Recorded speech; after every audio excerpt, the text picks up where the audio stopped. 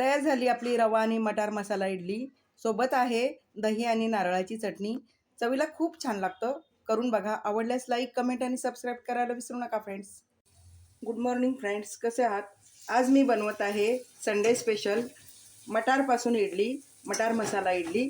तर इकडे मी कढईमध्ये ओला मटार घेतलेला आहे 1 वाटी आणि तो मी तेलामध्ये टाकून फ्राय करून घेतलेला आहे. आता आपण त्याला असा स्मॅश करून घेऊया. इकडे मटार मी बारीक म्हणजे स्मॅश करून घेतलेला आहे. त्याच्यामध्ये घालूया आपण ठेचा. तिखट इडली बनवणार आहे मी, मसाला तिखट इडली. ठेच्यानंतर मी घातलंय चवीपुरतं मीठ. आता आपण हे बंद करूया. ते मी इडली वाफवण्यासाठी कुकर ठेवलेला आहे. त्याच्यामध्ये लिंबाची फोड घातली, त्यामुळे कुकर काळा होणार नाही.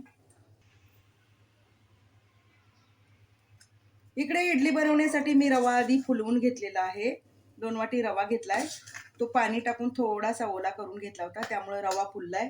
आणि इकडे मी 1 वाटी उडदाची डाळ इन्स्टंट आहे, भिजवलेली नाहीये. उडदाची डाळ मी मिक्सरला लगेच दळून घेतलेली आहे आणि या पद्धतीनं पेस्ट करून घेते.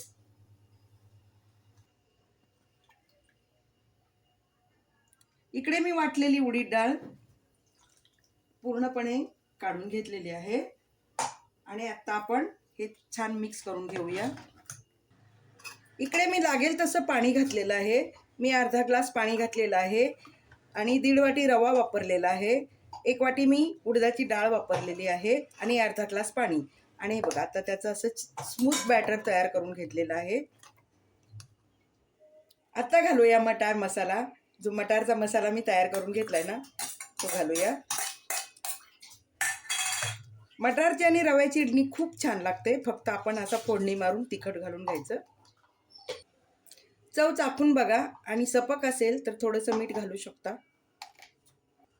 कारण मी भाजीमध्ये मीठ घातलं होतं, पण रव्यामध्ये घातलेलं नव्हतं, म्हणून वरून मीठ घालूया.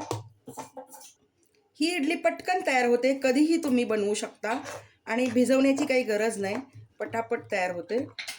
तर आता मी जी पद्धत दाखवली त्या पद्धतीने तुम्ही बनवू शकता. आता घालूया इनो. ॲक्टिवेट होण्यासाठी थोडंसं पाणी घालूया आणि आपण हे मिश्रण छान मिक्स करून घेऊया. त्यामुळं काय होईल, आपली इडली हलकी फुलकी होईल आणि फुलेल आणि जाळीदार इडली तयार होईल. हे बघा खूप छान झालेलं आहे.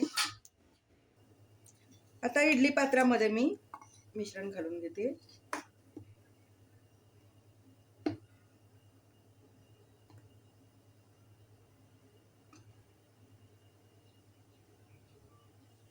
आता आपण हे मिश्रण एक 20 मिनिटासाठी वाफवून घेणार आहोत. झाकण ठेवून वाफवून घेऊया. इडली शिजून तयार झालेली आहे. आपण काढून घेऊया. इकडे मी सुरी ओली करून घेतलेली आहे आणि आता आपण हे बघा या पद्धतीने अशी इडली काढून घेऊया. सुरी एकदम इडलीच्या खालच्या बाजूनी घालायची आणि गोल फिरवून घ्यायची. हे बघा पटकन इडली निघते आणि जाळीदार स्पॉन्जी इडली तयार झालेली आहे. तर आता आपण सगळ्या काढून घेऊया. इकडे मी इडली सोबत खाण्यासाठी नारळ आणि दह्याची चटणी बनवलेली आहे. ते बनवण्यासाठी मी अर्धा नारळाचा. इकडे मी इडली सोबत खाण्यासाठी दही आणि नारळाची चटणी बनवलेली आहे. त्यासाठी मी ओला अर्धा नारळ घेतला. अर्धी वाटी मी दही घेतलं. नारळ मी मिक्सरला बारीक करून घेतला. दही फेटून घेतलं आणि दोन्ही एकत्र मिक्स केलं आणि त्याला मी तुपाची फोडणी मारलेली आहे. आणि अशा पद्धतीने अप्रतिम चवीची चटणी तयार झालेली आहे. तूप घालून मी जिरा मोहरीची फोडणी मारलेली आहे आणि चटणी चवीला अतिशय छान लागते. तुम्ही इडली, डोसा किंवा भजीसोबत खाऊ शकता. नक्की ट्राय करा.